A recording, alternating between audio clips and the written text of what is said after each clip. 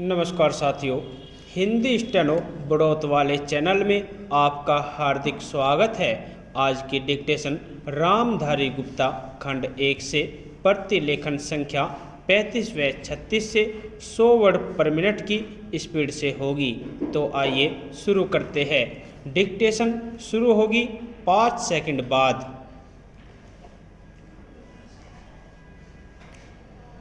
Start.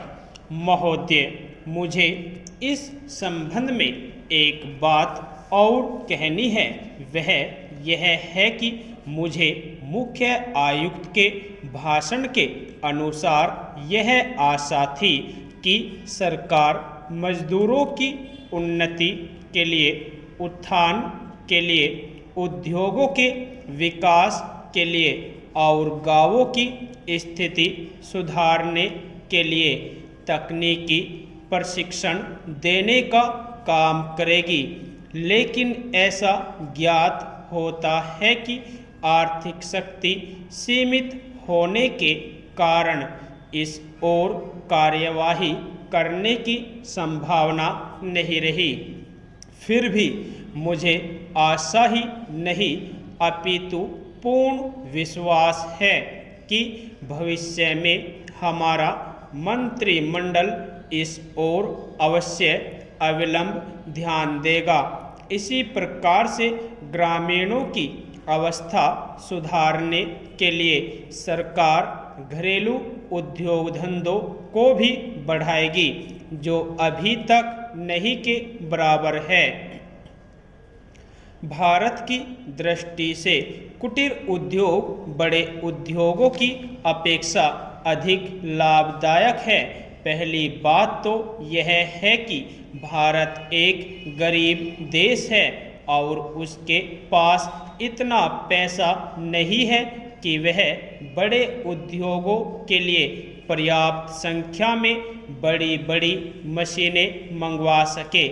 बड़े उद्योगों के लिए बहुत बड़ी बड़ी महंगी मशीनों की आवश्यकता होती है, जबकि कुटीर उद्योग छोटी छोटी और सस्ती मशीनों से चल जाते हैं।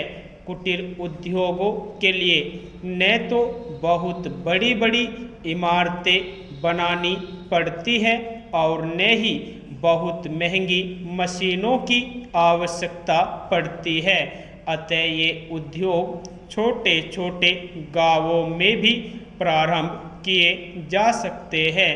कई उद्योग तो इतनी थोड़ी पूंजी से भी शुरू किए जा सकते हैं कि उतनी पूंजी प्राय हर किसी व्यक्ति के पास होती ही है।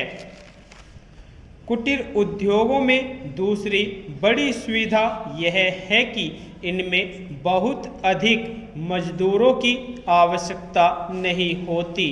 एक परिवार के सदस्य ही उस उद्योग को चलाने के लिए पर्याप्त होते हैं। घर के सब सदस्य उस काम में हिस्सा बटा सकते हैं। बड़े उद्योगों में प्रत्येक मजदूर को कोई विशेष कार्य सीखना होता है और उस काम में कुशलता प्राप्त करने में उसे काफ़ी समय लग जाता है।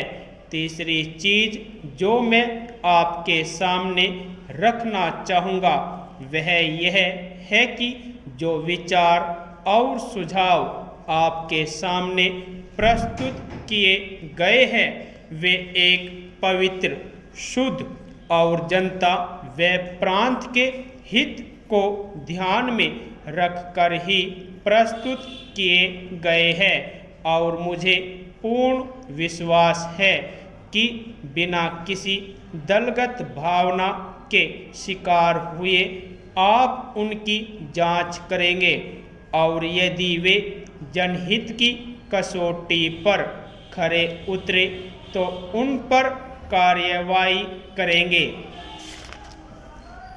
महोदय, इस संबंध में दिन प्रतिदिन बढ़ने वाले भ्रष्टाचार की समाप्ति के लिए और कर्मचारियों के रवैये के संबंध में माननीय सदस्यों ने विचार प्रकट किए। मैं समझता हूँ कि इससे कोई समझदार व्यक्ति इनकार नहीं करेगा कि भ्रष्टाचार को प्रोत्साहन नहीं देना चाहिए। अतः इस ओर विशेष ध्यान देने की आवश्यकता है। भ्रष्टाचार को समाप्त करने के लिए जो कठिनाइयाँ सरकार के समक्ष है, उन पर शीघ्र ही कदम उठाए जाने चाहिए। यदि सख्ती भी बरतनी पड़े तो चिंता नहीं, हमें ऐसे कदम उठाने ही हैं। मैं यह जानता हूँ कि बहुत से लोग, जिनमें कुछ हमारे साथी भी हैं, इसकी कुछ बातों का विरोध करते हैं, परंतु यदि हम देश की उन्नति चाहते हैं, यदि हम देश को आगे बढ़ाना चाहते हैं और विशेषकर यदि आप समाजवादी ढांचे के आधार पर, जिसको कि कांग्रेस ने देश के लिए निश्चित किया है, इस देश की व्यवस्था करना चाहते हैं, तो हमारे लिए आवश्यक है कि हम इस तरह से कदम उठाएं कि जिससे लोगों को अपनी जीविका सुंदर ढंग से कमाने के लिए साधन जुट जाए।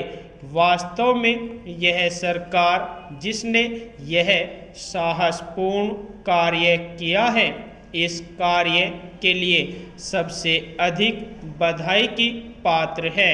जो लोग यह आशा करते हैं कि हर एक काम उस ढंग से होना चाहिए जिसके लिए गांधी जी हमसे कहा करते थे, और जैसा कि अभी हमारे एक साथी कह रहे थे कि जिस तरह से सरकार ने इस संबंध में व्यवहार किया है, वह गांधी जी की नीति के अनुसार नहीं था। यही नहीं, उन्होंने तो एक तरह से कांग्रेस ने जो समाजवादी ढांचे पर समाज की व्यवस्था की नीति अपनाई है, उसका विरोध किया, और मेरी समझ में उनकी बात नहीं आती कि एक तरफ तो वह कांग्रेस के अंदर है और दूसरी ओर कांग्रेस द्वारा स्वीकार की हुई नीति का इस प्रकार से विरोध करते हैं।